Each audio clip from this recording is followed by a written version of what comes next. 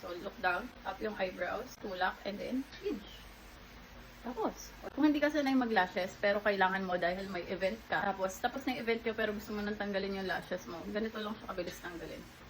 This is the Busado Magnetic Lashes. Madali rin siya i-apply, as in wala pang 1 minute, malalagay mo na siya. Ayan, tingnan mo naman gano'ng kaiksi yung lashes ko versus pag may lashes. Ayan. So, na-elevate niya talaga yung look ng mata mo. May eyeliner na yan, pero mukha pa rin siyang plain. Pero pag dito, para bang yung pang-event yung datingan niya. So, ganito lang siya ina-apply. Maganda na rin yung lalagyan niya kasi mayroong protective na ganito. Halimbawa, gusto mo lang mag-mirror, hindi mahuhulog yung mga lashes mo. Meron siyang up and down, paghihiwalayin mo lang siya. Tada! So, applicator niya, maganda rin kasi hindi siya yung biglang nagkiklik. So, hindi siya nakakatakot gamitin. So, yan. Dinikit ko lang sa up, sa pangtaas na lashes, and then sa down. Parehas sila ng way. Kung yung sa upper lashes, pa ganun. Syempre, pa ganun din yung sa lower. Tapos, ganito lang siya i-apply. Wala pang 1 minute. Sa baba, taas eyebrows.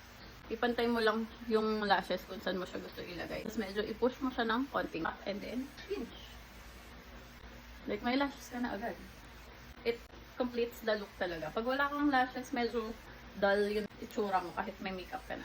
Lakas ng dating pag may lashes. So yun, kung maiksi rin talaga yung pilik mata mo at kailangan mo mabilis ang lashes, worth it to, i-check out nyo na dyan sa yellow basket below. Yun lang, bye!